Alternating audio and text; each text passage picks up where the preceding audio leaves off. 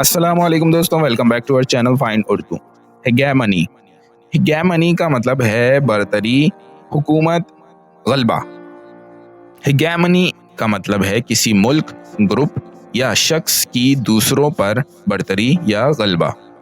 जब कोई मुल्क या ताकतवर फर्द दूसरों पर अपनी चलाता है या कंट्रोल करता है तो इसे हेगेमनी कहा जाता है।